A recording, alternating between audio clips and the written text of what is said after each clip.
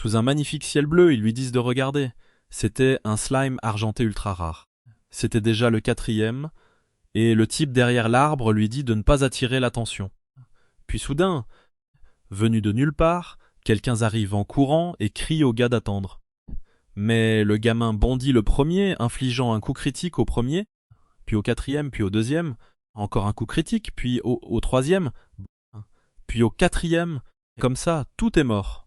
Le joueur Takahashi Yukiko venait de recevoir 3 objets de rang S, une armure, des gants et des bottes des slimes argentés. Le type à la capuche verte n'en revient pas. Oui, d'après ce qu'il a vu, c'était 3 coups critiques. La blonde dit avoir vu la même chose. Et en plus, pourquoi chaque butin avait-il l'air rare? Tous les deux ne pouvaient qu'en conclure que ce type avait une chance délirante. En regardant son inventaire, le protagoniste se dit que c'est incroyablement bon, presque trop beau pour être vrai. Il était vraiment récompensé pour toutes les souffrances qu'il avait endurées dans sa vie passée. Et ensuite, on le voit vieux comme le monde, un chasseur à l'anneau de bronze de 25 ans. Que quelqu'un mette enfin cet homme à la retraite. Il fait des heures sup. Il est dans le donjon de Tokyo, au premier étage. Et tout le monde parle des monstres qui attaquent la zone. Les gens décident quoi faire, mort de peur, en disant que si ces créatures de haut niveau atteignent cet endroit, tous les débutants vont mourir. Un gamin attrape l'épaule du vieil homme, lui disant que ce n'est pas le moment de chasser ses slimes, mais de partir. Mais le vieil homme repousse simplement sa main et s'éloigne, ignorant tout le monde sans dire un mot. Évidemment, les autres décident de courir. Il est pratiquement à l'article de la mort, ce qui est vrai donc bon. Mais ensuite, un coup bas. Quelqu'un percute le vieux de l'épaule et il tombe maladroitement. Le pauvre homme serre son épée et dit que des décennies ont passé depuis l'apparition des aventuriers. Tout le monde connaissait les fenêtres de statues, les montées de niveau et le massacre de monstres. Le système est simple, tu tues des monstres, tu montes de niveau et tes stats augmentent aussi. Le gars se plaint que cette fois il n'a gagné que 5 en force. Les autres obtiennent de la magie, comme cette fille là-bas qui utilise un sort de soin sur tête d'ampoule.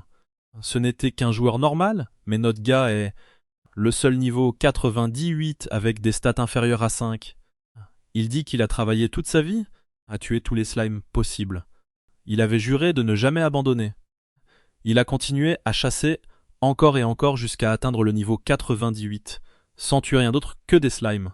Mais ensuite, il en abat un de plus, et il n'arrive toujours pas à croire que rien n'a changé. Le niveau maximum était 99, et il savait que quelque chose de spécial devait arriver.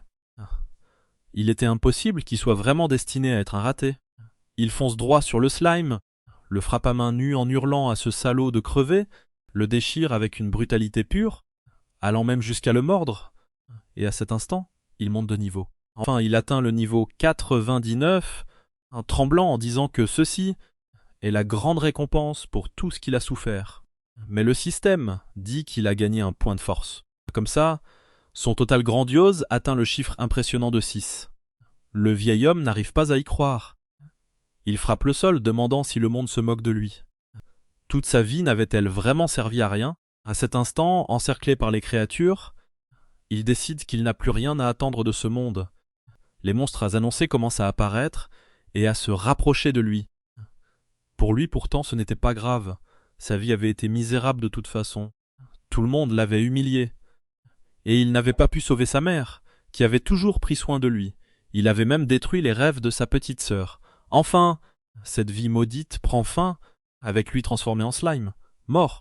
C'est tout ce que dit le petit système, jusqu'à ce que soudain la matrice apparaisse, annonçant qu'une erreur est produite dans le système de Takahashi Yukito. Pour la corriger, la seule option était de rembobiner sa vie.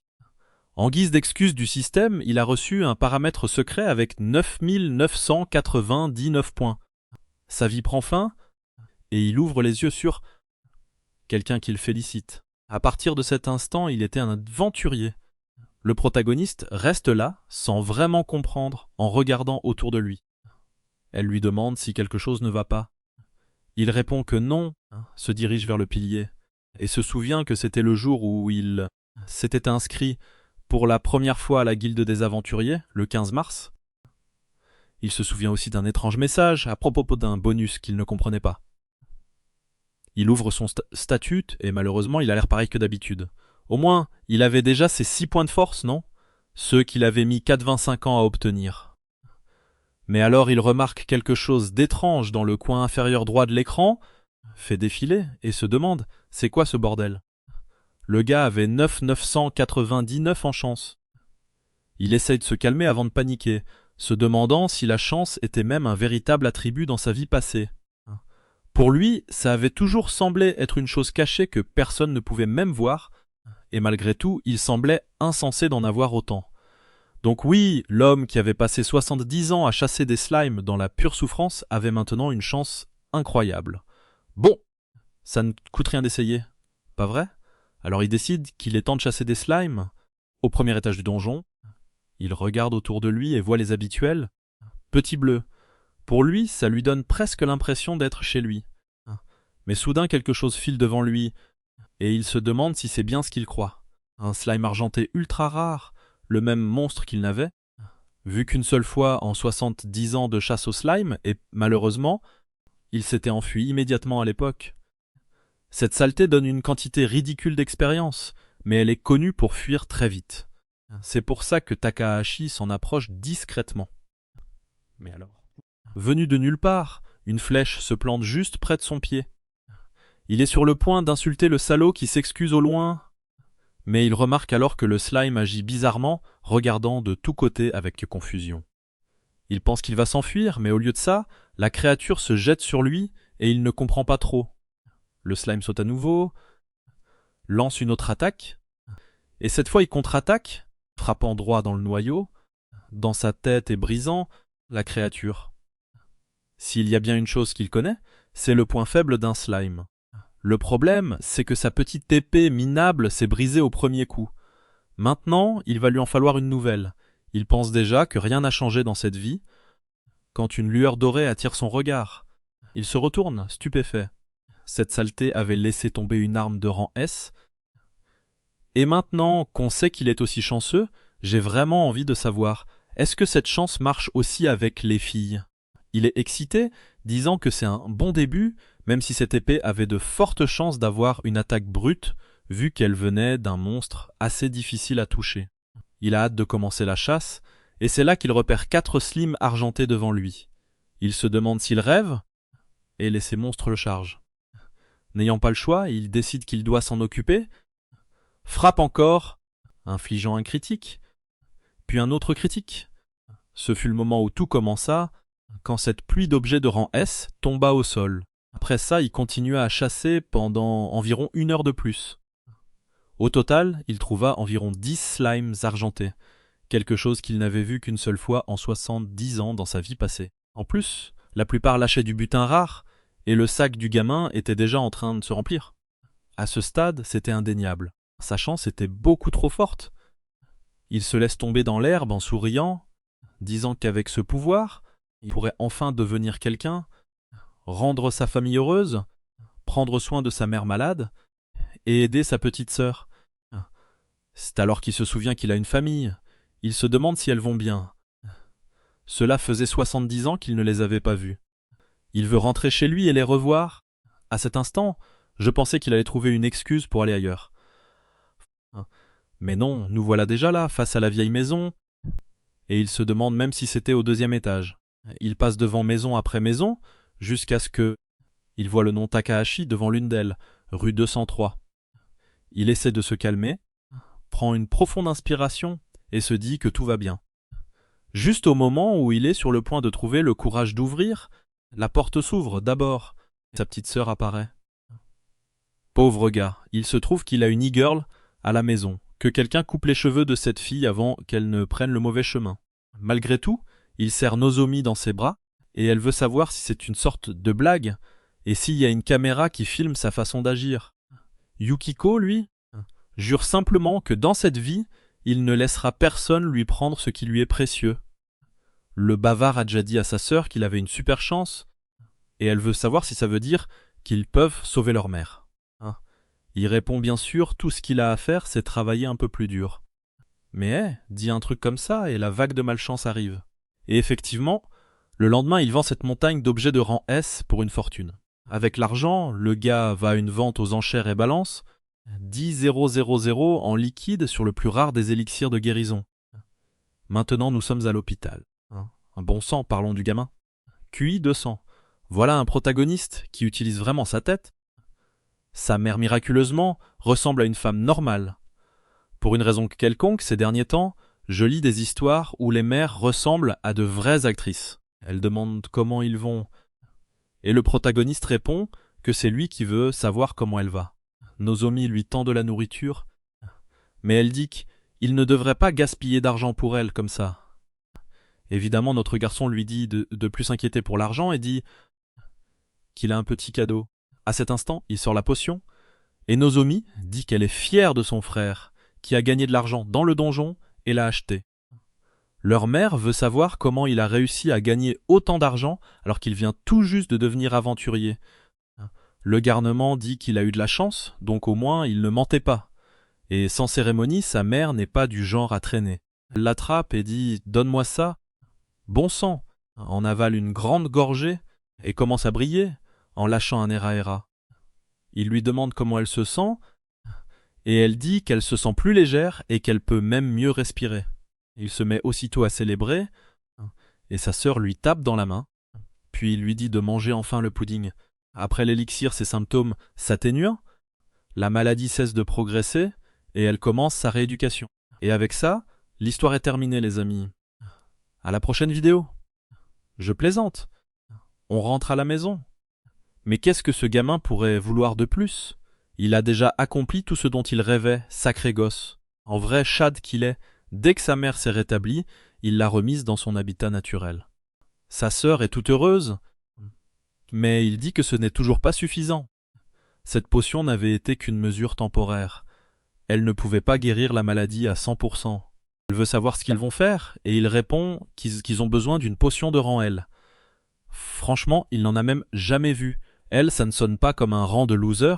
Le nom de l'objet est Élixir, très créatif. Et sa sœur dit qu'elle a déjà entendu parler d'un truc comme ça à la télé. Apparemment, seuls les meilleurs aventuriers du monde arrivent à mettre la main dessus.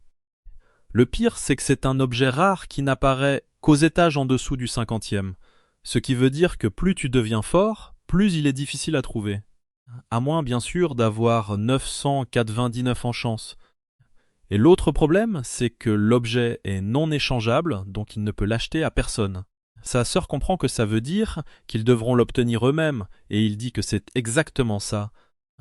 Maintenant, Nozomi veut savoir s'il peut seulement atteindre ses étages supérieurs. Il dit que normalement ce devrait être impossible.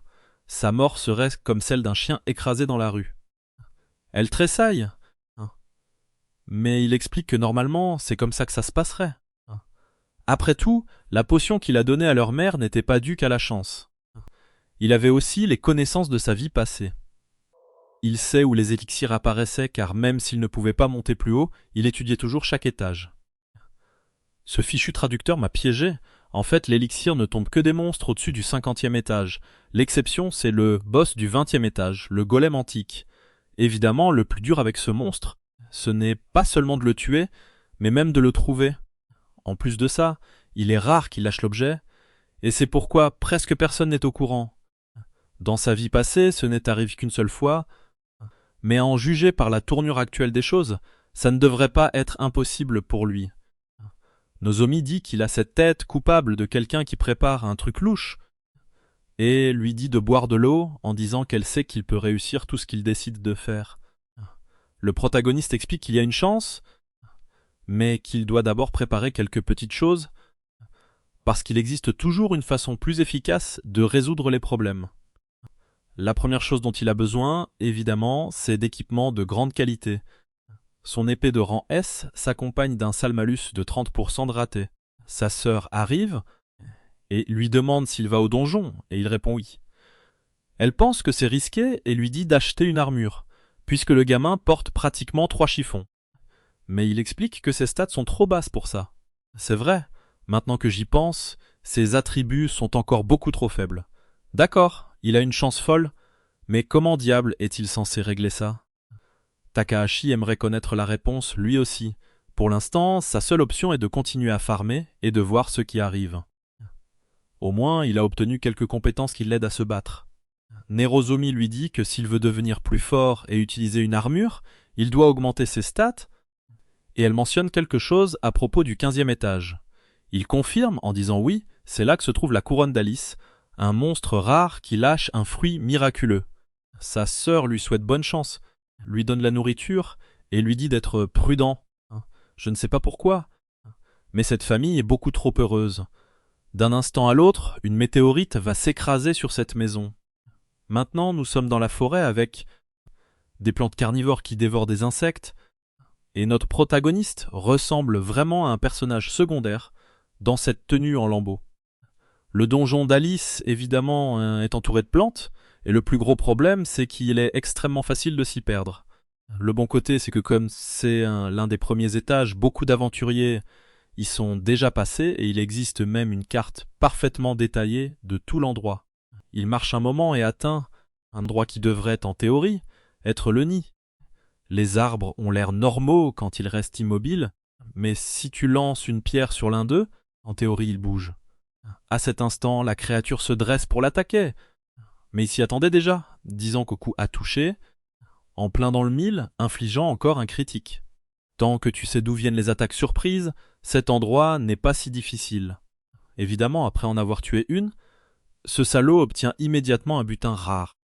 Il le mange, en disant que ça a un peu le goût d'une pomme, mais ce détail n'a aucune importance. Ce qui l'intéressait, c'était ça. Il avait gagné un point de force supplémentaire.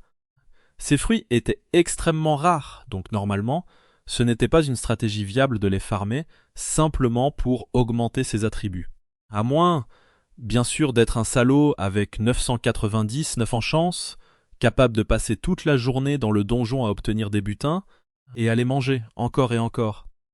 Et effectivement, le gamin avait déjà gagné 27 points de force en plus, ainsi que 13 et 14 dans tout le reste.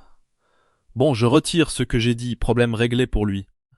Il décide qu'il est temps de rentrer pour aujourd'hui, quand quelque chose frôle soudain son dos.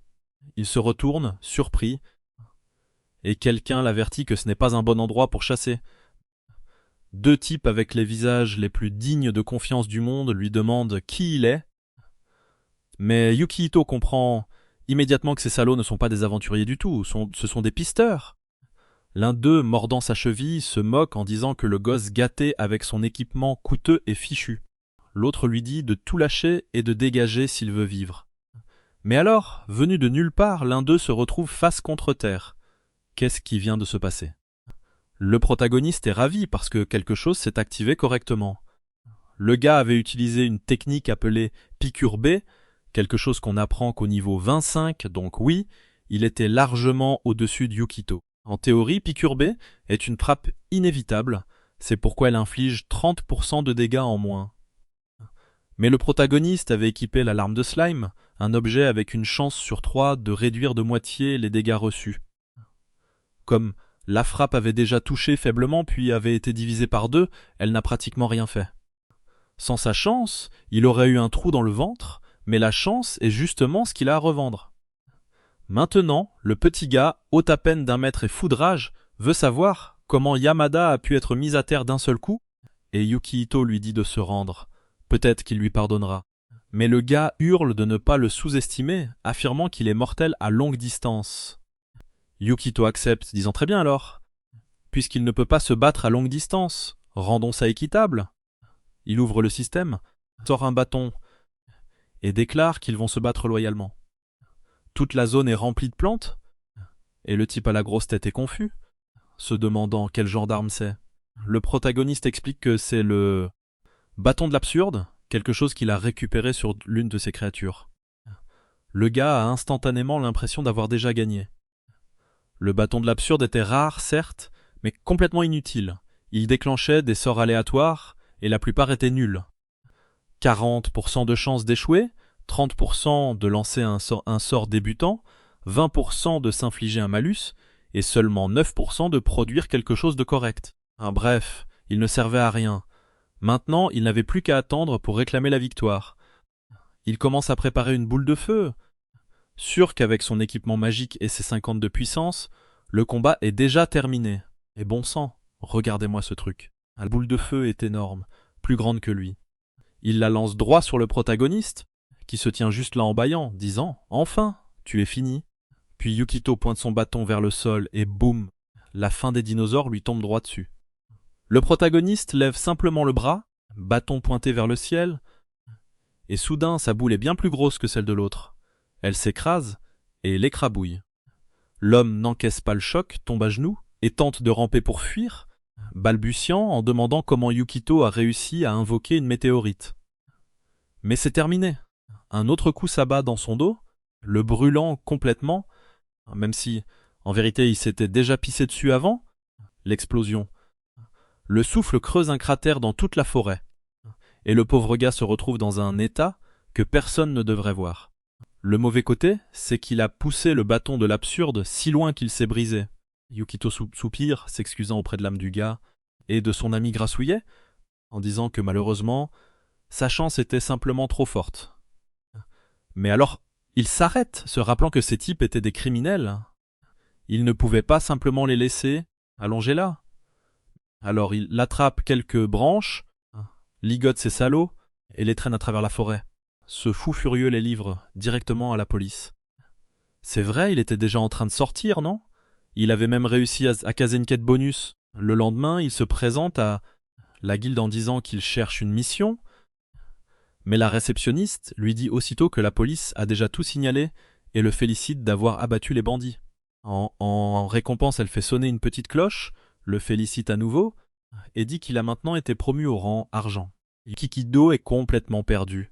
Comment tout cela est-il arrivé? Il n'avait rien fait de spécial à part nettoyer un seul donjon.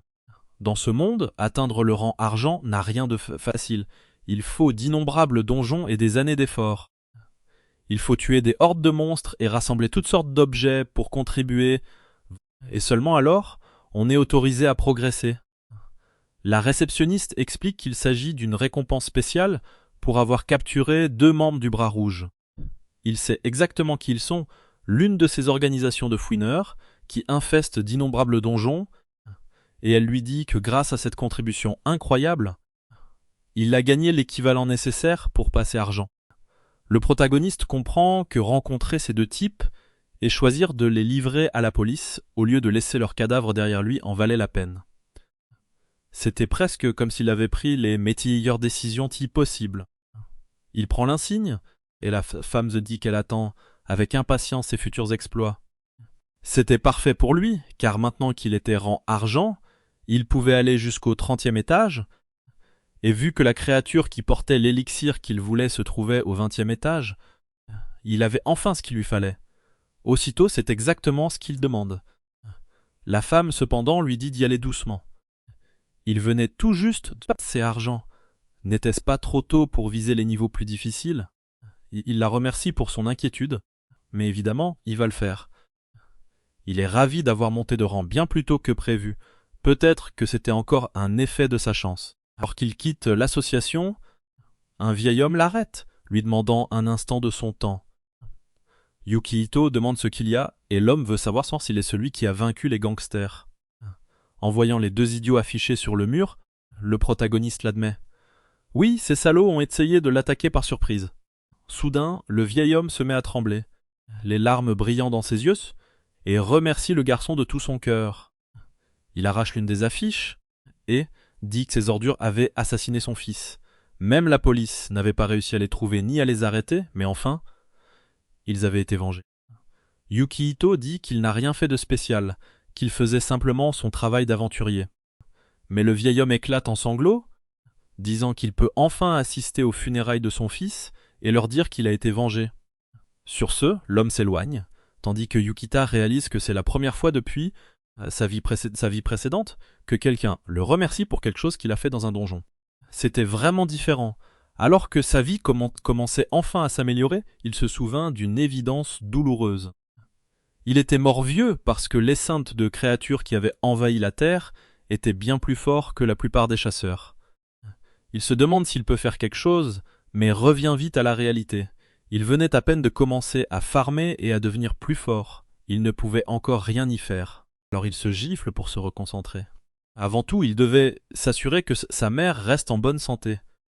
C'était la priorité. La scène passe à une grotte, avec des outils éparpillés sur une table de pierre, et un homme chauve qui abat son poing dessus en jurant. Il n'arrive pas à croire que ces salauds soient vraiment morts. Maintenant, cette autre personne ne recevrait pas sa leçon. En plus, il ne pourrait pas payer la commission à son grand frère. Il attrape une dague, jette un œil à un journal, et jure que le salaud qui a ruiné ses plans ne s'en tirera pas impuni. Mais ensuite, il se calme soudain. Il devait être prudent. Ce type avait abattu seul 2 combattants de haut niveau. Au minimum, cela voulait dire qu'il était fort. Il lui faudrait donc d'abord créer le plan parfait. Et maintenant, le garçon n'avait plus de chance, car ses plans n'échouent jamais. Le lendemain, Yukikido est déjà au 15e étage, la montagne solitaire. Un endroit aux sentiers étroits et aux terrains dangereux, où beaucoup de gens finissaient par tomber et avaient du mal à finir à cause de ça. En plus, comme il est si difficile de s'y orienter, c'est un lieu célèbre pour les bandits.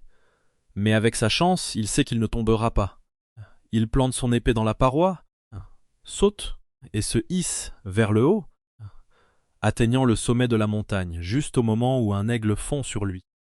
Le plan est de continuer à monter de niveau jusqu'à être assez fort pour défier le 20e étage. Il tue quelques tatous en misant sur la quantité, élimine quelques bêtes qui ressemblent à des Pokémon, abat des ours, et bien sûr il récolte toujours des piles d'objets. Pendant ce temps, le type qui veut sa mort l'observe depuis les ombres. Le salaud n'en revient pas. Avec seulement une épée de slime et aucune armure, Yukito se lote tout. Aucun doute, c'est forcément lui. Mais il ne s'attendait pas à ce que le gamin débarque pile sur son territoire. Il doit se calmer. Ça ne sert à rien d'attaquer maintenant. Tout ce qu'il a à faire, c'est attendre que le gamin baisse sa garde. Plus tard cette nuit-là, le protagoniste allume un feu de camp et le harceleur comprend que le morveux compte rester un moment dans ce donjon. Cela lui donne une idée pour ruiner la vie de Yukito. Il s'enfuit en se rappelant l'écosystème d'ici. D'abord, il chasse les aigles pour s'assurer qu'ils ne puissent pas tuer les autres insectes.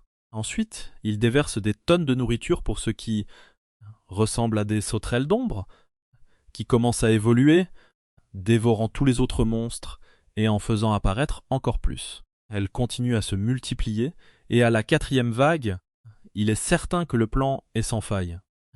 Tout ressemblera au destin ordinaire d'un aventurier malchanceux, submergé et tué par des monstres. En voyant ce nombre absurde de créatures se multiplier, il sourit. Puis il les asperge toutes de répulsifs à insectes. Aussitôt, les insectes se dispersent, rampant vers le haut et sur les côtés dans une frénésie. On dirait que ce type est une sorte de dresseur d'insectes. Les monstres l'ignorent complètement. Pendant ce temps, le protagoniste farme honnêtement, avec une chance insolente, en s'occupant de ses affaires. Quand il entend un bruit étrange, il se retourne et voit une tempête de monstres se rapprocher. Ces maudites sauterelles de la mort arrivent en si grand nombre qu'il sait ne pas pouvoir les chasser. Il rengaine vite son épée et détale. Il doit trouver d'autres personnes pour l'aider à gérer ça. À cet instant, il se souvient d'une conversation entendue dans sa vie passée. Un aventurier parlait d'une certaine grotte dans ce donjon qui rendait tout plus facile. Il se remémore la carte et se dirige droit vers la montagne qui semble correspondre à la description. Pas le temps d'hésiter. Il glisse à l'intérieur, atterrit sur un crapaud doré, s'écrase contre un mur et crie à l'aide, espérant que la panique fera sortir quelqu'un. Aucune réponse. Les monstres arrivent, alors il défonce le mur de force. Et à l'intérieur, oh bon sang, c'est rempli de chasseurs capturés. Manifestement, il est tombé sur leur planque. Tout le monde le fixe. Et il demande s'il vient de trouver un repère bizarre de fétichistes des chasseurs. Ils secouent tous la tête, et il dit qu'il s'en doutait, puis commence à les libérer. Les chasseurs secours exultent, disant que tout le monde les croyait morts. Yukito demande ce qui s'est passé. Tête, Pointu dit qu'ils ont été attaqués par des pisteurs. La fille à lunettes explique qu'ils ont été assommés avec un objet anormal. Un autre gars ajoute qu'ils n'ont pas été tués parce qu'ils devaient être vendus, et la rousse, sans pantalon, dit qu'ils étaient probablement destinés au trafic d'êtres humains. En assimilant tout ça, Yukito en est maintenant certain. C'est le nid des pisteurs. Cette vieille méthode de sa vie passée pour gagner des points facilement n'a plus d'importance. Il commence à assembler les morceaux, se rappelant qu'à l'avenir, la police fera une descente ici. Littéralement, toute une escouade débarquera. Ce qu'ils pouvaient bien faire contre des chasseurs, ils l'ignorent, mais ils ont réussi, d'une façon ou d'une autre, à arrêter les pisteurs. Et pour s'assurer que cet endroit ne serait plus utilisé comme ça, ils l'ont finalement transformé en une sorte de petit restaurant ou quelque chose du genre. Mais Yukihito avait tout découvert avant même que la police ait le moindre indice. Évidemment, il ne se souvenait pas beaucoup des autres gens, puisqu'il avait passé 70 ans à ne rien faire d'autre que chasser des slimes. Le problème, c'est que tout cela était arrivé de nulle part, et maintenant, il devait se servir des gens piégés ici. C'est là qu'il dit à tout le monde d'écouter. Il sait que c'est soudain, mais une tempête d'insectes de la mort se dirige vers eux. Tout le monde regarde dehors, le voit de ses propres yeux, et commence aussitôt à demander d'où ils viennent et pourquoi ils sont si nombreux. Ce genre d'événement n'est pas rare. On les appelle des paniques de monstres, mais d'habitude, elles ne sont jamais aussi écrasantes. Yukihito leur dit ils ont le temps de comprendre. S'ils veulent survivre, ils devront coopérer avec lui. Le groupe hésite, mais le gars à la crête dit que, avec autant de créatures, il n'y a aucune chance de s'échapper. La fille aux cheveux bruns objecte que c'est impossible de toute façon. Ils ont ni armes, ni armure, ni aucun moyen de gérer ça. Celle aux cheveux gris approuve, disant qu'ils ont tout perdu à cause de ces maudits pisteurs. Mais s'il y a bien quelqu'un avec un inventaire plein, c'est Yukihito. Il leur dit de ne pas s'inquiéter. D'un geste dans son menu, une pluie d'objets se déverse, et il leur dit de prendre tout ce dont ils ont besoin. Ils sont confus, se demandant pourquoi il donne tout ça. Il dit de ne pas s'inquiéter, ils peuvent même les garder. Tout le monde est stupéfait. Les objets au sol sont tous rares ou mieux. Comment quelqu'un pouvait-il transporter autant d'équipements? Maintenant, certains commencent à se méfier. Personne n'a jamais entendu le nom de ce type, ni ne l'a vu dans les rangs supérieurs. Mais un aventurier normal ne pourrait jamais avoir autant de choses. Pourtant, sans faire d'histoire, tout le monde commence à ramasser l'équipement et à l'enfiler, disant qu'ils ont maintenant de quoi se battre. Un gars met un casque à cornes, une fille équipe une tenue qui semble faite pour tromper son mec, tandis que le gamin blond est émerveillé par l'épée qu'il a reçue. La fille à lunettes demande à Yukihito s'il est sûr qu'ils peuvent garder des objets aussi rares. Il répond oui, mais en échange, ils devront obéir à chacun de ses ordres. Ils ont encore l'air un peu incertains, mais comme tout le monde brille maintenant et déborde d'énergie avec son nouvel équipement, ils acceptent. La fille à cornes dit qu'elle réussira ses tirs, et une autre dit que ces monstres n'auront aucune chance. Yukihito est touché de les voir agir comme des gens corrects, en se souvenant du type qu'il avait autrefois bousculé de l'épaule. Quelqu'un l'avertit que ce n'est que le pouvoir de l'argent. Personne ne l'aime vraiment. Mais il reste là, tout sourire, à les remercier, et maintenant tout le groupe affiche le même faux sourire amical. Il explique qu'ils vont utiliser l'entrée étroite de la grotte à leur avantage. Le plan est qu'ils se tiennent devant pour attirer l'attention des monstres, tandis que les autres l'encerclent et abattent tout ce qui tente de le prendre à revers. Tout le monde est d'accord.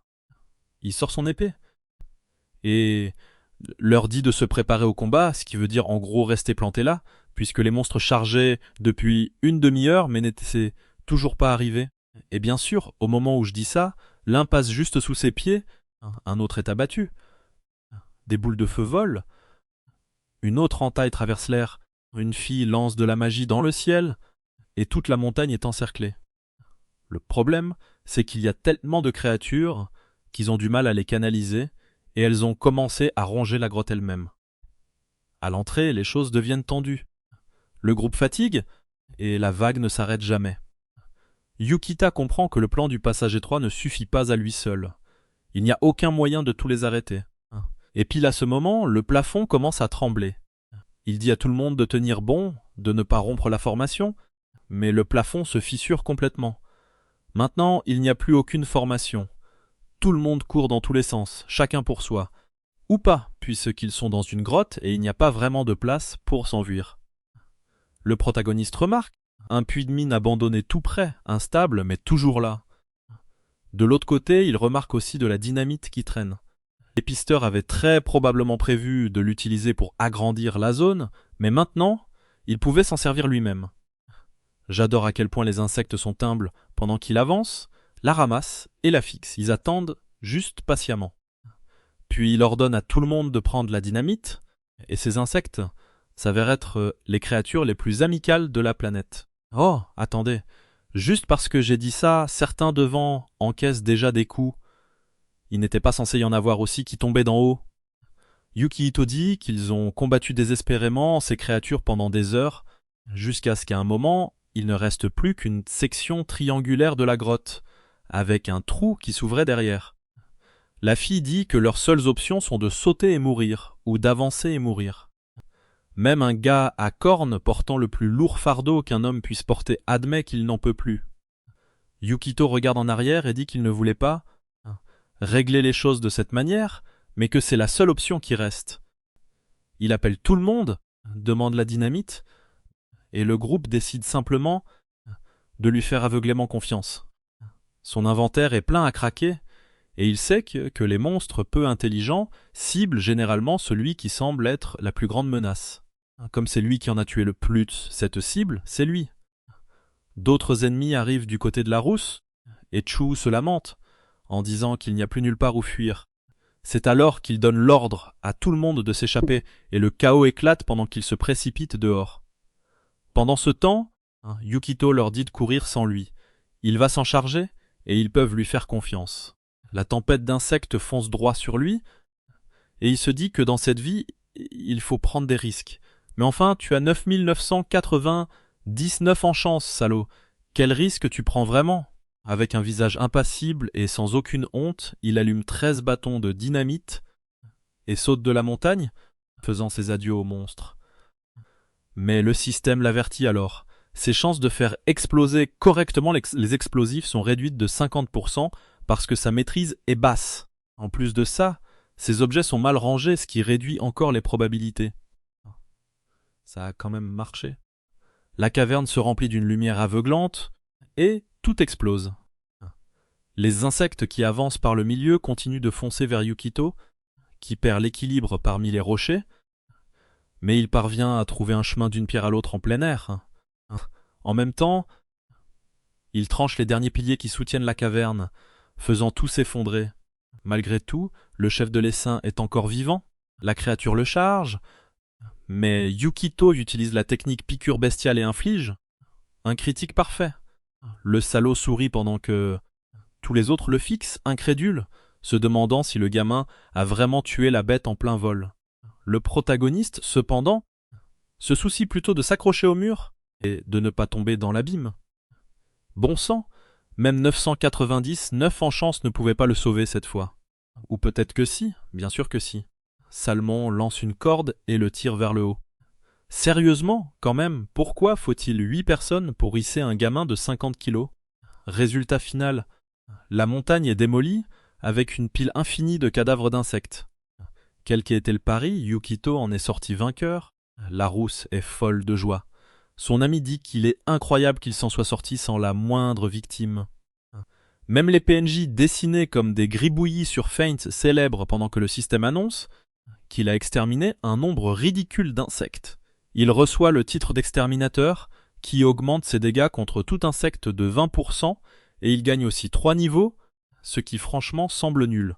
Sérieusement, le gars a éliminé genre 3000 insectes pour seulement 3 niveaux. Bon, ce monde est un véritable enfer. Pendant ce temps, l'homme chauve frappe un mur du pied, frustré.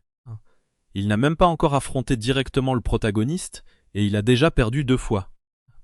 Et il sait que les supérieurs vont exiger un lourd prix pour avoir exposé la base et perdu ses subordonnés.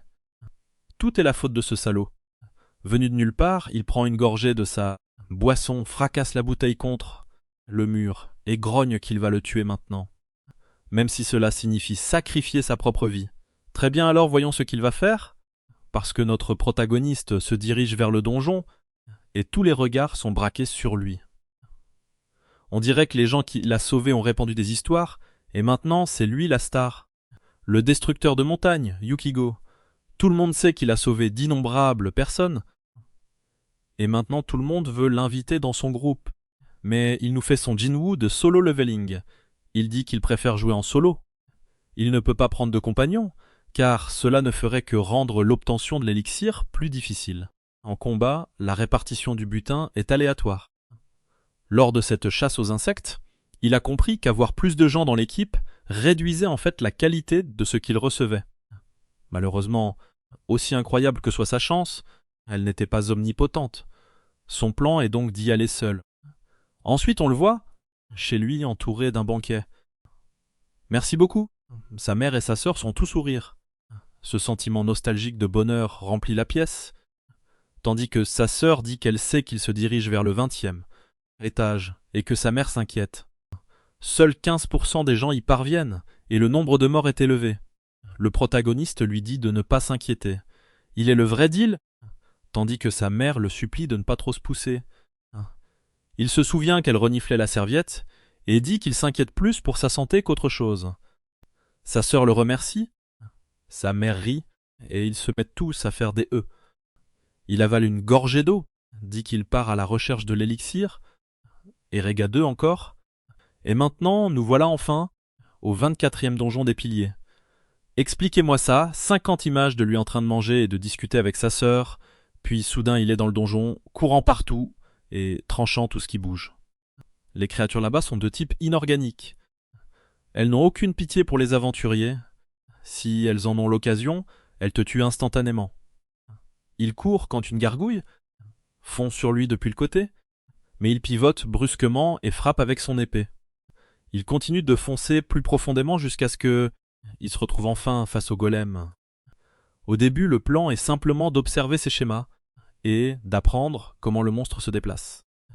Il esquive ses attaques jusqu'à ce que il soit certain de son rythme, puis charge et lui tranche le bras. Le monstre tombe et il se retrouve devant la porte du boss. Le résultat ici marquerait le début d'une nouvelle vie pour lui. Quand la porte s'ouvre, il voit une étrange salle. Il n'en a jamais vu une comme celle-ci, avec quelque chose au centre, et une fois entré, la porte se scelle. Au moins, cette statue maudite n'est pas là pour se moquer de lui, juste l'antique golem, le salaud qui garde l'élixir. Le boss du 24e étage, cuirassé, est d'une force dévastatrice. Mais Yukihito avance, sachant que tout ce qu'il a, ce sont ses stats. Sa vitesse et ses schémas sont assez prévisibles pour être gérés. Son plan est de placer un coup, direct en plein dans le noyau. Mais attends, que fait ce chauve-là à observer notre protagoniste? Je ne sais pas si c'est son œuvre, mais soudain, un deuxième golem apparaît. Oh, donc le chauve s'est faufilé, a activé son propre golem et a laissé Yukihito affronter les deux. Abuseur de bug absolu, reviens ici que je te signale au MJ. Yuki, n'est brûlant, aucun débutant ne survit au 20e étage. Cet homme l'a délibérément transformé en double donjon. Un couteau vole vers lui, et il le bloque. Désormais certain que rien de tout cela n'est une coïncidence. Le chauve au large. Boucle d'oreille remarque à quel point les réflexes du gamin sont aiguisés. Mais avec de multiples attaques précises et 2 golems contre lui, survivre semble impossible. Seul un idiot défierait un boss, qui nécessite 4 personnes, tout seul. Le plan pour forcer l'apparition d'un autre golem était parfait. En tant que voleur de niveau 52, il lui était facile de dissimuler sa présence d'un monstre. Alors pendant que Yukihito est distrait, l'homme provoque l'autre golem, utilise pas de l'ombre, et le piège une fois de plus. Non seulement il a la classe de voleur, mais il porte aussi une cape d'invisibilité de rang S. Pour lui, la situation est parfaite. Il a transformé ça en 3 contre 1 et sait que tôt ou tard, le gamin fera une erreur fatale. Bon sang, ce type ne lâche jamais, il continue d'insister. Il empoisonne sa lame, et la lance à nouveau, cette fois en éraflant la joue de Yukihito. Au moins, le poison s'active, mais grâce à la chance, l'effet échoue. Takeshi trouve ça étrange. Ce poison est extrêmement puissant. Il ne devrait pas échouer contre quelqu'un d'un niveau aussi bas. Mais peu importe. Tout ce qu'il a à faire, c'est continuer à lancer des choses, et tôt ou tard, le gamin sera empoisonné. Je lui reconnais au moins ça, il est persévérant. Quiconque le traite de méchant stupide troll.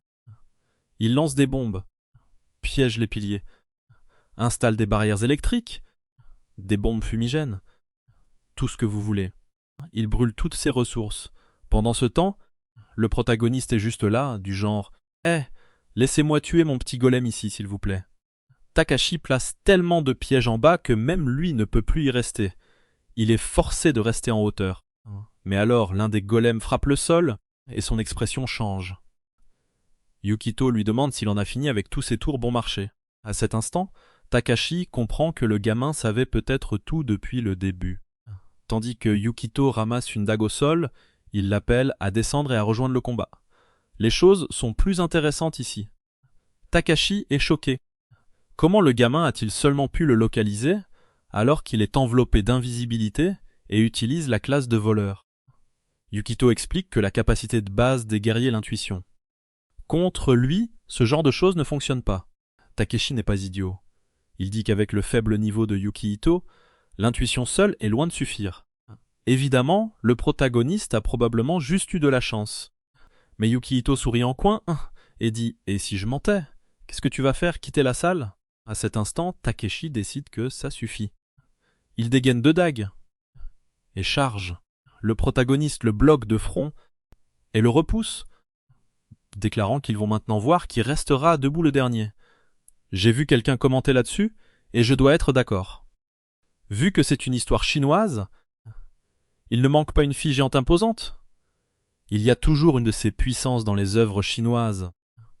Mais non, pas de fille géante, juste un chauve projeté à travers la salle, se demandant comment Yukito l'a repéré avec seulement une intuition de guerrier de bas niveau. Mais Yukito sait que le gars ne le croira jamais.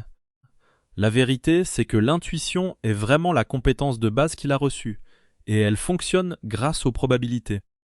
Et les probabilités changent complètement quand on a son genre de chance.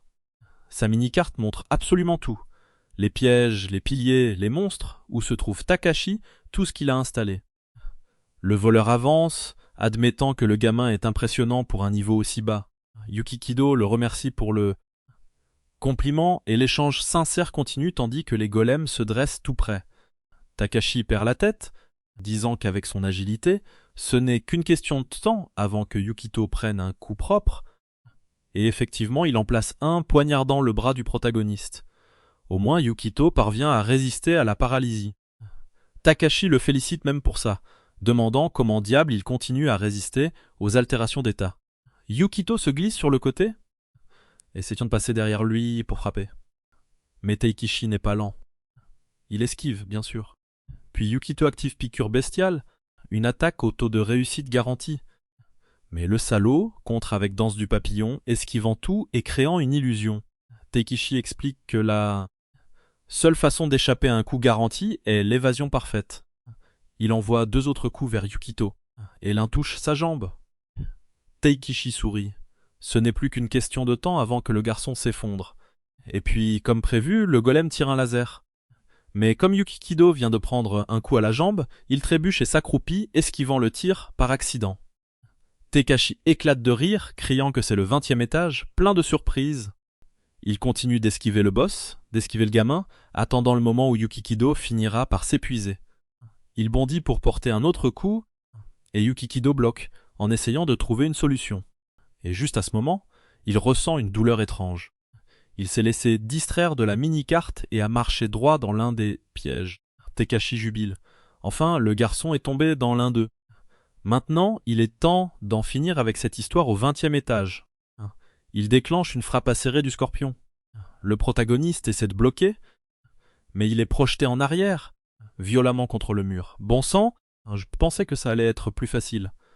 Le gamin est vraiment en difficulté, et le chauve avance, la soif de sang dans les yeux, en disant que ça s'arrête ici. Le protagoniste hurle désespérément, puis change soudain d'expression, disant qu'il plaisantait. Il appuie sur un bloc du mur, et Takeshi se retrouve piégé dans une orbe violette brillante. Takeshi comprend que c'est un piège gravitationnel. Le pire, c'est qu'il ne peut même plus ouvrir correctement la bouche pour parler. La pression est trop forte. Yukita lui dit qu'il est idiot d'avoir chargé en plein combat de boss, quand il a transformé ça en double donjon. Le fonctionnement du donjon a changé. Il dit que c'est honteux qu'un voleur de haut rang n'ait pas remarqué les pièges posés par les boss. Takeshi hurle que c'est impossible. Comment ce salaud de guerrier a-t-il pu remarquer ce que lui-même n'a pas vu? Et alors le boss porte un coup brutal, l'expulsant directement du champ gravitationnel et l'envoyant s'écraser contre le mur. Son corps retombe lourdement, le sang s'accumule, et les 2 golems l'attrapent ensemble, pour l'écraser de nouveau contre le sol. Je pensais qu'il allait être déchiré en deux, mais vu son corps inerte, et le sang qui se répand, c'est la fin pour lui.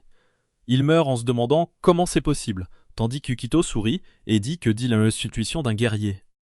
Il ajoute que si le gars est encore en vie quand il en aura fini avec le boss, il le livrera à la police. Je ne sais pas si c'est bien. Ça donne au protagoniste un côté noble, alors que moi, j'aime bien les méchants.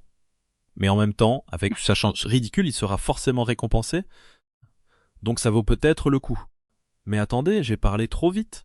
Le chauve se relève, en riant, disant à Yukihito de ne pas se moquer de lui. À ce stade, ils allaient mourir tous les deux ici.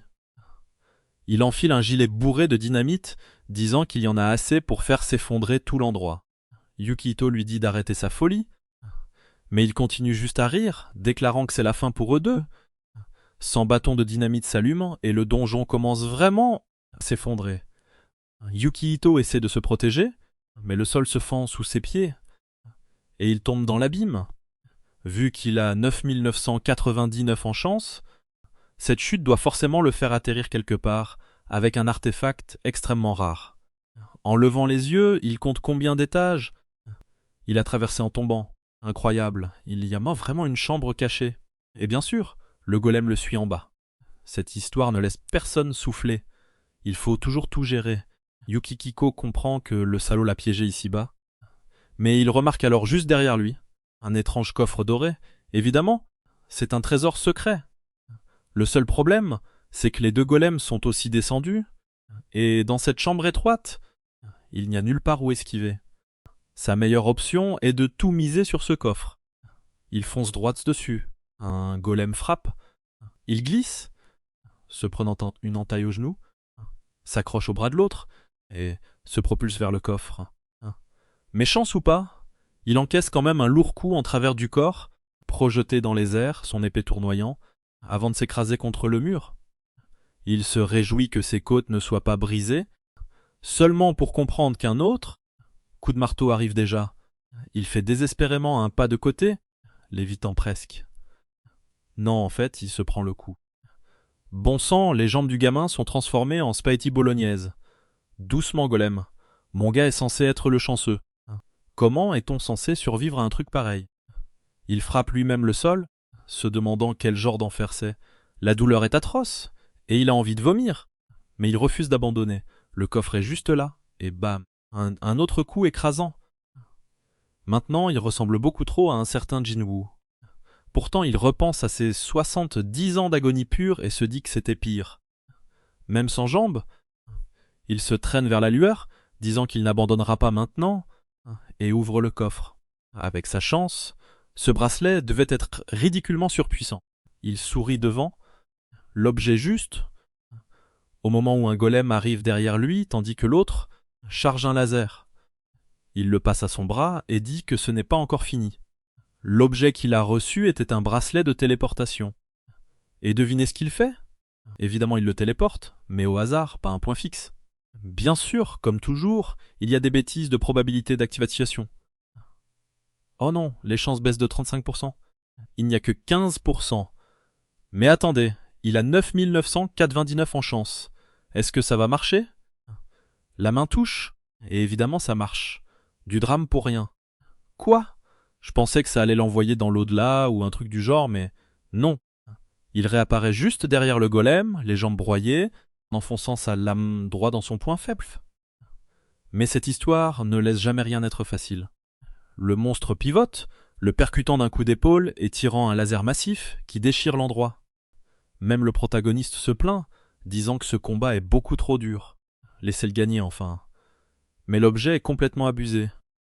Il se téléporte encore, réapparaissant derrière l'autre golem, et frappe son point faible.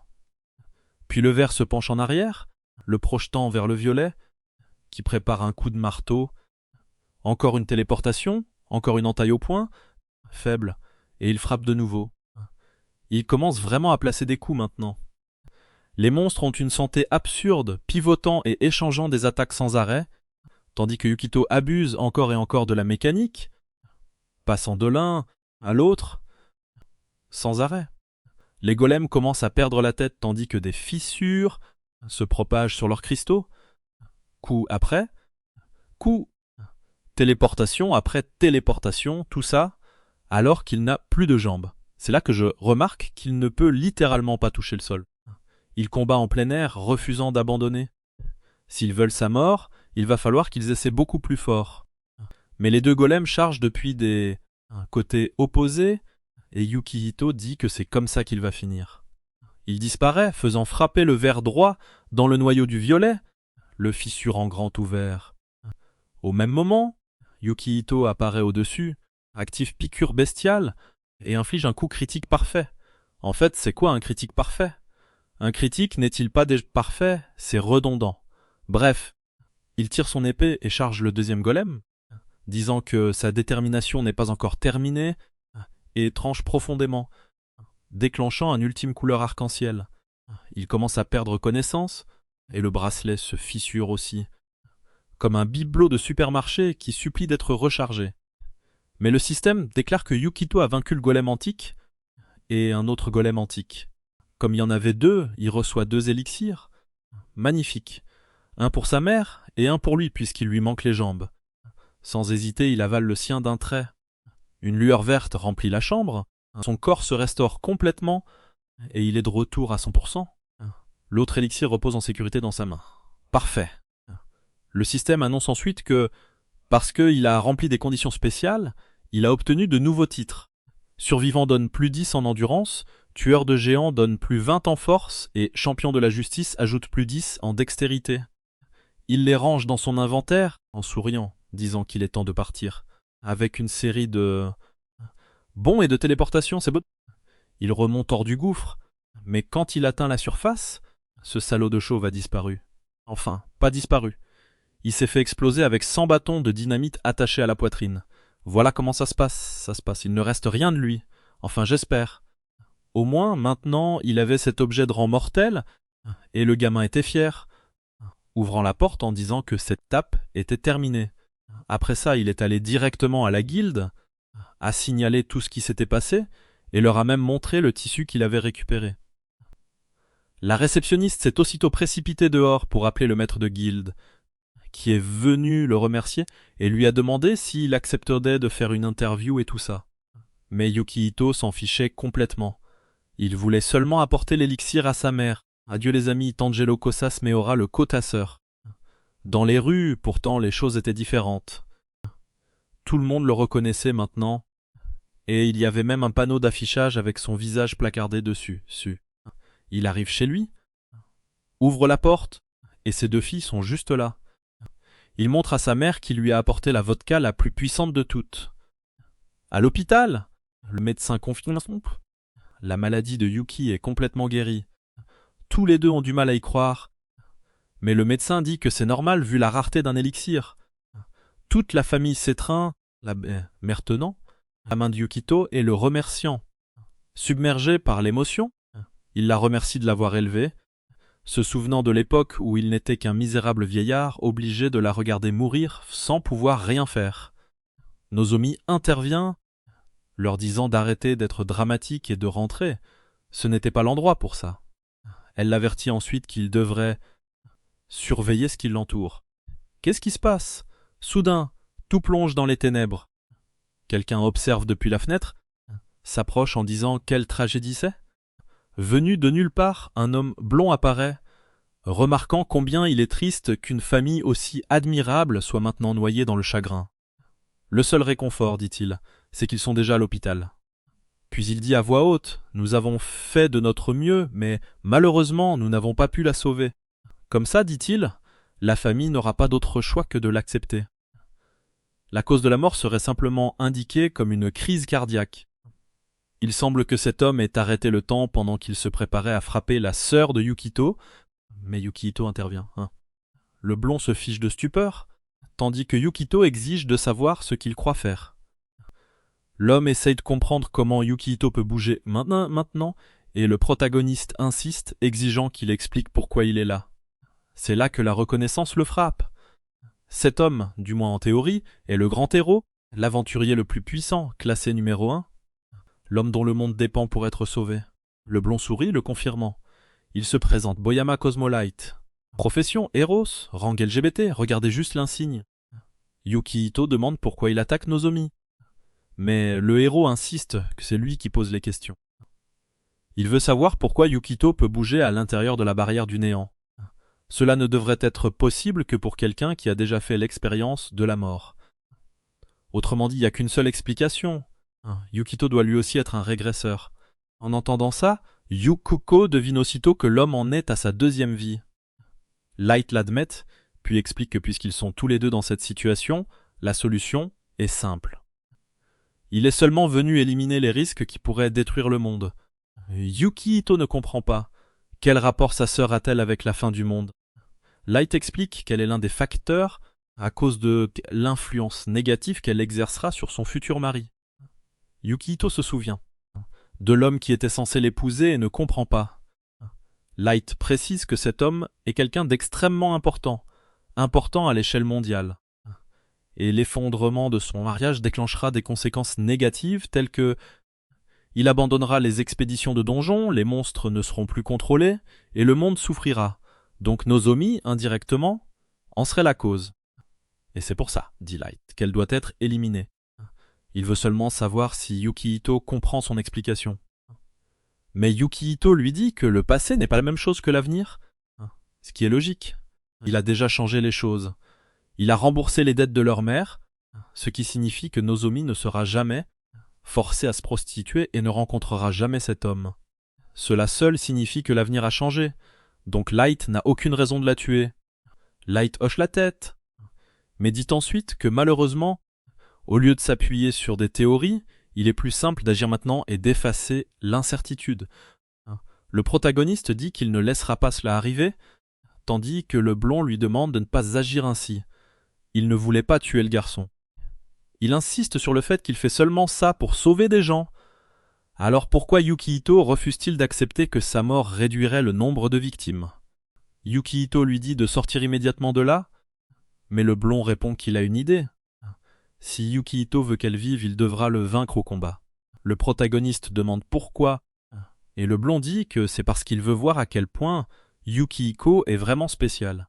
Yukihiko l'avertit qu'il va le regretter, mais le blond se contente de rire, affichant sa fenêtre de statut, avec tout au-dessus de 3000, disant qu'il est bien au-delà de ce que le gamin imagine. En voyant ça, Yukihiko sait immédiatement qu'il n'a aucune chance.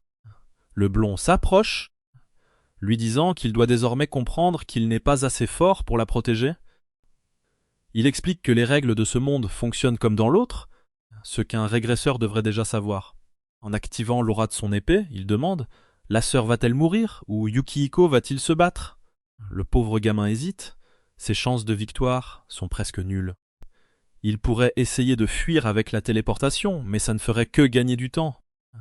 Il devrait rester collé à elle 24 heures sur 24 et ne pourrait plus monter de niveau. N'ayant pas de meilleure option, il dit qu'il va se battre. Light le remercie et lui dit de ne pas avoir peur. Il ne s'attend pas à ce que Yukihiko gagne. Tout ce qu'il doit faire, c'est survivre dans la barrière du néant pendant 10 minutes. Mais cela ne pouvait pas se produire dans l'hôpital, sinon l'endroit serait détruit. Light passe par la fenêtre en disant qu'ils vont changer de décor. Yukihiko n'a pas le choix non plus. Il saute dehors, jurant qu'il la protégera. Dans la cour, Light dit que ça fera l'affaire, tandis que Yukihito lui demande nerveusement d'y aller doucement. Light accepte, disant qu'il commencera en douceur. Mais d'un claquement de doigts, 5 cercles magiques apparaissent, libérant une rafale complète d'attaques d'un seul coup. Le protagoniste crie que ça. Ce n'est pas y aller doucement, tandis que le blond se contente de sourire. Il invoque des clones, disant que Yukihito aura de quoi s'occuper. Puis il fonce avec eux, appelant ça le strict minimum. Yukihito plonge dans son inventaire, activant 2 poupées de substitution.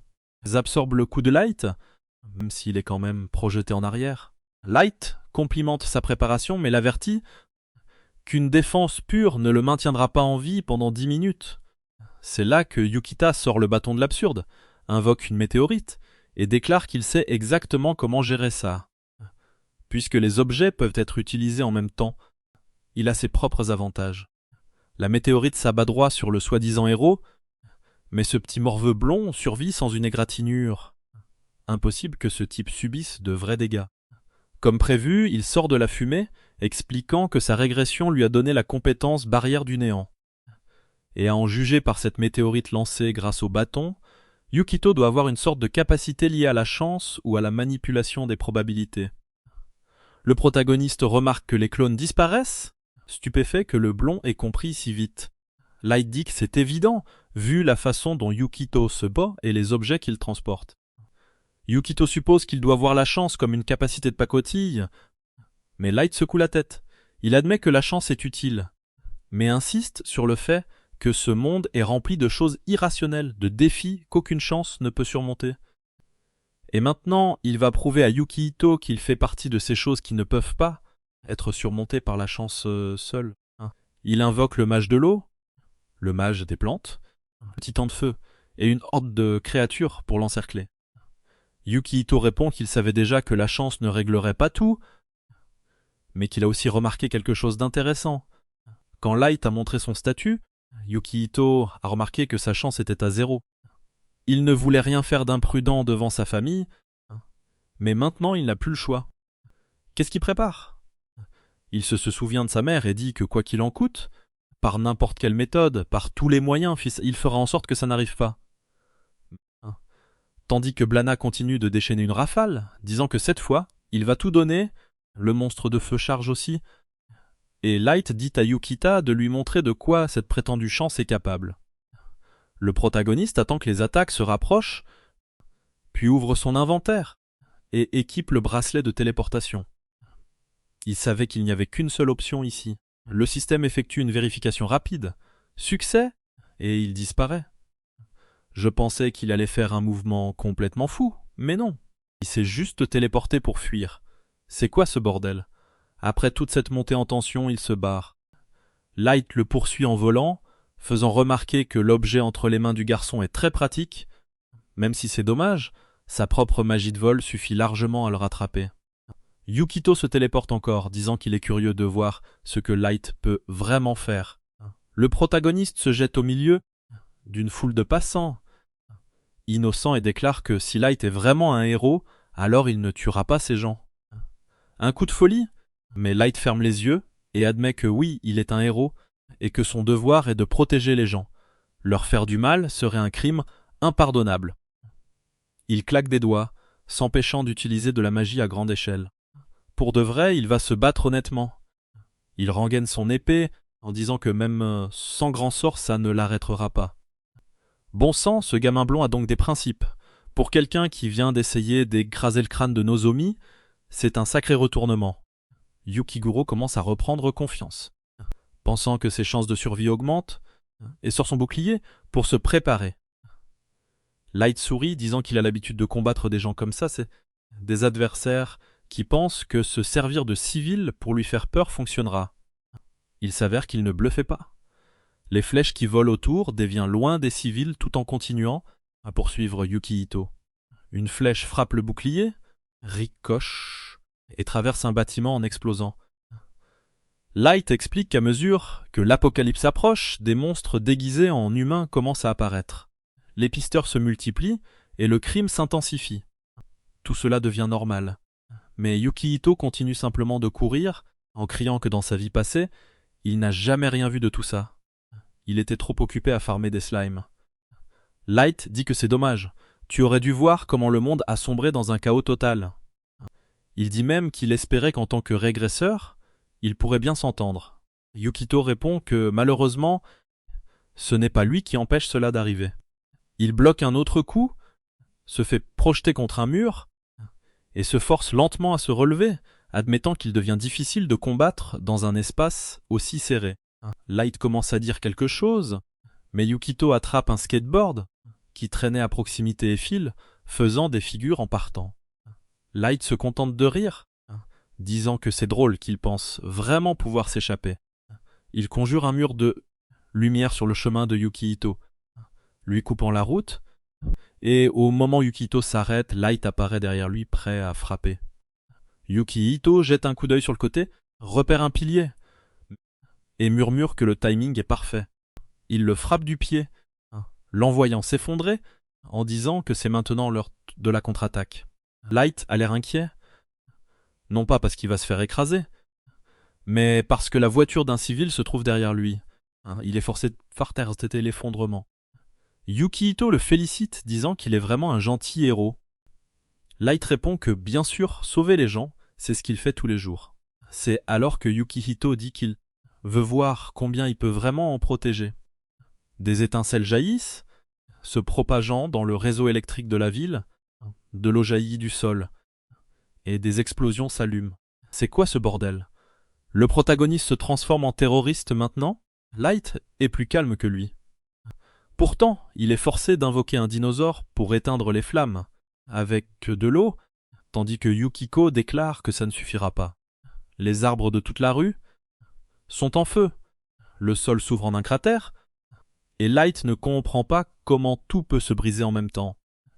Il n'a pas d'autre choix que d'invoquer les autres esprits, se précipitant pour sauver les gens qui tombent, la voiture entraînée vers le bas, tous ceux qui sont sur le point de mourir. Le protagoniste lui dit de ne pas l'oublier, mais le blond insiste qu'il devrait rester en arrière. Il a trop de choses à gérer. D'ailleurs, aucune de ses attaques ne fonctionne, non? Yukito admet que c'est vrai. Il ne peut infliger aucun dégât réel, mais ça ne veut pas dire qu'il ne peut pas gêner. Il percute Light avec son bouclier, le déséquilibrant, et Light trébuche en criant « Qu'est-ce que tu fous? Tu veux faire tuer des gens ?» Yukito lui dit simplement d'aller faire un tour dans les égouts. Light essaie de s'accrocher au bord, mais Yukito le lacère, l'envoyant tomber droit dans la crasse. Light dit que le gamin n'a aucun sens, mais Yukihito pointe son bâton, avertissant qu'il pourrait faire tomber une météorite sur la ville à tout moment. Enfin, Light cède, disant d'accord, il l'accepte. Il a perdu ce duel ridicule où il n'avait pas le droit de tuer qui que ce soit. Il explique que tout a mal tourné, à cause de sa propre malchance. Pour une raison ou une autre, il se retrouve toujours pris dans des accidents bizarres. C'est pour ça que les défenses désespérées de Yukihito finissaient sans cesse par détruire toute la ville. Le choc absurde entre la chance écrasante de Yukihito et la malchance infinie de Light a créé la catastrophe. Light admet qu'il est impressionné que le gamin connaisse si bien à la ville. Yukihito répond qu'il se souvient exactement de la façon dont tout s'est passé ici, ce qui a explosé. Et pourquoi? Parce qu'il l'a vécu quand il a perdu sa famille. Il se fiche que cela suffit à calmer le blond. Doucement, Light dit oui, mais ajoute que Yukihito devra l'accompagner un moment.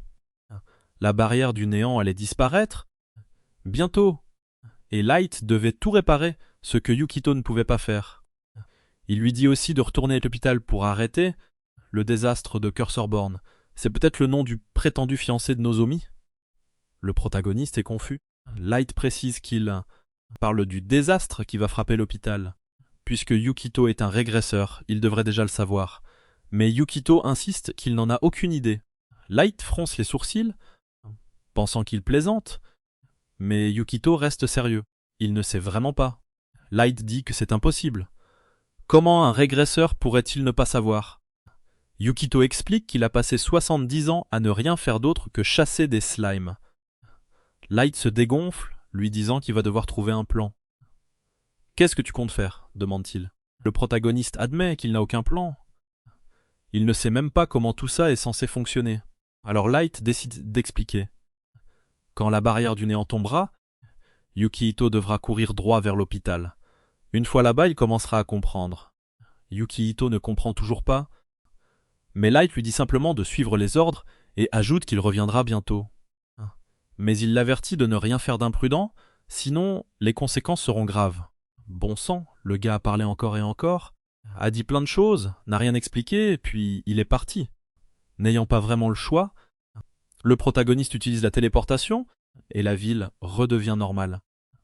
À ce moment-là, le médecin dit à la mère de Yukihito qu'elle vivra désormais encore de nombreuses années. Elle le remercie en se tenant debout, et Yukihito reste silencieux, perdu dans ses pensées, essayant de reconstituer ce que le blond a dit, ce qui pourrait leur arriver à toutes les deux, et ce que pourrait être ce désastre à l'hôpital.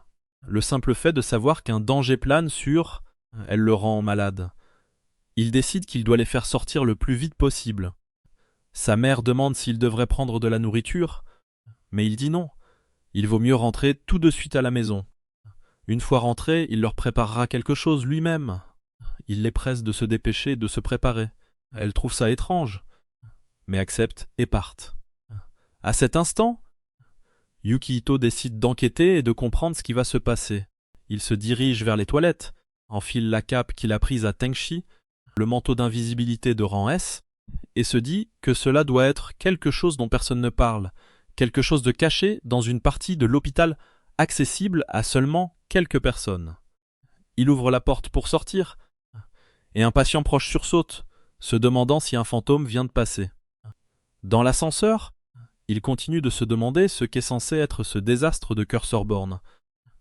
Light avait dit que tout deviendrait clair dès qu'il verrait les premiers signes. Et maintenant le voilà, dans ce qui ressemble à la morgue. Une menace capable de laisser une cicatrice dans l'histoire devrait être quelque chose du niveau d'une créature de classe catastrophe. Mais quand il vérifie son radar, rien. Juste devant se trouve la porte de la morgue. Il entre lentement. L'odeur de la mort flotte dans l'air tandis qu'il avance, essayant de comprendre ce qui va se passer. Il fait les 100 pas, cherchant des indices mais ne trouvant rien. Puis, quand il ouvre le menu du système, il ressent soudain quelque chose d'étrange. L'un des cadavres commence à se relever. Pas seulement un, en fait, ils commencent tous à se lever et à avancer vers lui. À cet instant, il comprend pourquoi le blond a dit que ce serait facile à comprendre une fois commencé. En voyant les zombies, le protagoniste se rappelle que dans sa vie passée, il y avait eu une sorte de nécromancien ou de créature à cette période. Comme toutes ces choses sont des morts vivants, ça se tient. Le premier le charge, et il frappe, lui tranchant net la tête. Un autre bondit, et il le déchire en deux. Un troisième arrive par le côté, et il le repousse d'un coup de pied.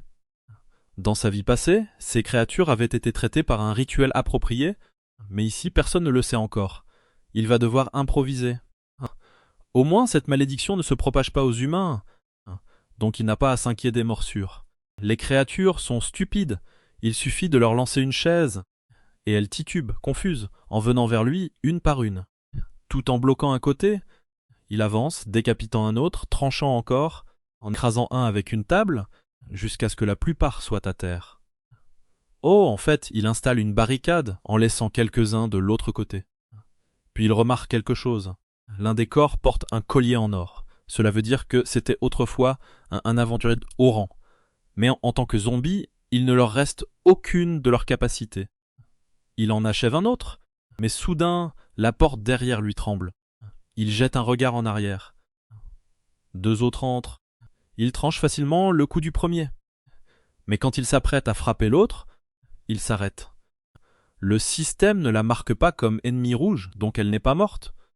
La femme à moitié morte le supplie de ne pas la couper. Elle n'est pas encore partie. Yukio est surpris, lui demandant si elle fait partie du personnel ici. Malheureusement, elle peut à peine parler. Ce n'est pas une zombie, mais elle est déjà maudite.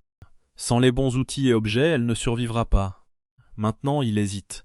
La voie la plus facile serait de l'ignorer et de simplement nettoyer les zombies derrière la barricade. Mais il n'est pas quelqu'un obsédé par l'efficacité ou le speedrun de tout. Alors il sort son portail. Le voilà parti chez un marchand, un alchimiste, et même dans une salle de prière pour récupérer un livre. Il étudie en ville, puis revient.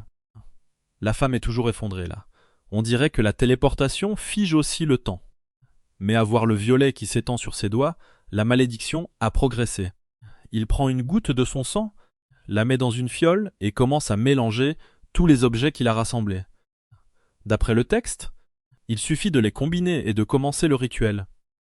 Devinez ce qui se passe ? Avec sa piètre compétence en médecine sacrée, les chances de réussite sont presque inexistantes, 1% au mieux. Et pourtant, bien sûr, ça marche. Il s'agenouille à côté de la femme inconsciente, place la fiole contre ses lèvres et laisse couler le liquide. Faites attention à répéter une ligne comme ça, ou vous pourriez finir enfermé. Mais ça marche, elle remue et la vie revient. C'est peut-être le premier vrai personnage féminin de cette histoire, en dehors de sa mère et de sa sœur. Satisfait, il la dépose doucement sur le côté, dégaine dans son épée, et se tourne de nouveau vers la barricade. Il est temps d'en finir avec les zombies. Mais maintenant il remarque quelque chose d'étrange. La barricade est beaucoup trop silencieuse. Pas étonnant que cette femme soit encore vivante. Quand il vérifie, certains des zombies fusionnent en amas de boue noire. Les corps semblent être absorbés, se transformant en une immense créature avec d'innombrables bras et une tête squelettique. Le protagoniste se demande si les slimes n'étaient pas censés être les seuls monstres à absorber aussi facilement les choses. Apparemment, les malédictions placées sur chaque corps se sont toutes regroupées dans celui-ci. C'était le prix à payer pour ne pas avoir tué chaque zombie plus tôt. Ce salaud de blond se moquerait de son manque d'efficacité. Mais il a sauvé cette femme, alors il ne le regrette pas. Il charge en avant, tandis que le monstre frappe avec ses tentacules. Il donne un coup d'épée et tranche une tête. Trop facile, pas vrai? Bien sûr, la chose est encore vivante. Elle frappe à nouveau, et il coupe une autre tête. Dangereux à mort, mais il n'y a pas d'autre choix. Il continue de les trancher. 3, 4 autres tombent, et il pense que c'est peut-être réglé. Mais la créature continue de grandir, faisant pousser encore plus de têtes, le fixant de haut. Et ce n'est pas tout. Elle attire d'autres cadavres, se régénérant au passage. Yukito n'en revient pas. Pourquoi ce zombie est-il aussi abusé? Ils sont censés être de la chair à canon sans cervelle. Pire encore, peu importe combien de têtes il coupe, ce n'est pas plus rapide que la régénération du monstre. Le problème, c'est que la plupart des compétences de guerrier sont conçues pour le combat à cible unique, pas pour les attaques de zone. Sa seule vraie option serait le bâton de l'absurde, mais il ne peut pas simplement invoquer une météorite dans un hôpital. Une autre idée lui traverse l'esprit. Peut-être pourrait-il gagner du temps jusqu'à l'arrivée du blond, mais cet espoir disparaît quand il voit la créature absorber encore plus de corps, devenant encore plus grande. Le monstre ne lui laisse pas une seconde pour réfléchir. D'autres tentacules s'abattent, le forçant à esquiver pendant que toute la salle vole en éclats autour de lui. Il sait qu'il doit la tuer rapidement avant qu'elle devienne impossible à arrêter. C'est là que la réalité le frappe. Il vient tout juste d'être promu au rang argent. Il est loin d'être assez fort pour abattre une chose pareille en un seul coup. Cherchant désespérément une solution, il se souvient des fournitures médicales, empilées dans le coin. En bloquant une autre attaque, il fouille sa mémoire à la recherche d'une recette, d'un sort ou d'une astuce qui pourrait l'aider. Soudain, une idée lui vient. Il pourrait faire exploser quelque chose. Il arrache les pieds des brancards, les façonnant en tubes. Le monstre frappe encore, et il marmonne qu'il est vraiment impatient. Il lance un autre brancard dans son inventaire, attrape un morceau de métal, et lève son bouclier tandis que la chose bondit. En esquivant sur le côté, il sort le livre de tout à l'heure, le feuilletant jusqu'à trouver une recette de poudre noire. Le problème, c'est qu'il lui faut du nitrate de potassium, du soufre et du charbon. Où diable était-il censé trouver ça? La solution facile serait de se téléporter, mais il est déjà à bout et doit recharger. Alors s'il décide d'improviser ici, il repère du bois dans le coin, et il peut le transformer en charbon en le brûlant. Il le jette dans le chaudron d'alchimie. Réussite, même si le système avertit que la probabilité était extrêmement faible. Problème suivant, le soufre et le nitrate de potassium. Il sort quelque chose de son inventaire et le lance sur le monstre pour gagner du temps, puis attrape son téléphone pour chercher des informations de son ancien monde. Il s'avère que le soufre peut provenir de l'encens, et dans une morgue, on utilise de l'encens partout pour masquer la puanteur. Effectivement, il en repère, mais il est déjà consumé. Il vérifie la femme effondrée, fouille un peu et trouve quelques allumettes. Il les allume puis gratte le résidu. Il le jette dans le chaudron d'alchimie. Soufre obtenu, et pas seulement du soufre. Le système confirme aussi du nitrate de potassium. Avec ça, la poudre noire est fabriquée. Maintenant, il ne lui faut plus que des munitions. Le gamin essaie vraiment de fabriquer une arme au milieu combat dans un hôpital maudit. Qu'est-ce qui se passe? Je ne sais pas ce que ce type a en tête. Mais il sourit au livre, tout excité, tandis que le monstre fouette sa langue et le charge. Bien sûr, maintenant qu'il a terminé la recette, la bête fonce sur lui. À cet instant, il utilise une feuille de papier pour achever l'alchimie d'un objet jamais vu auparavant dans ce monde. Les chances de réussite étaient faibles. Plus sa chance était élevée, meilleur serait le résultat. Et ainsi, un fusil à double canon est créé. Le protagoniste en sort aussitôt non pas un, mais deux, en disant qu'ils sont parfaits pour un like sur cette vidéo,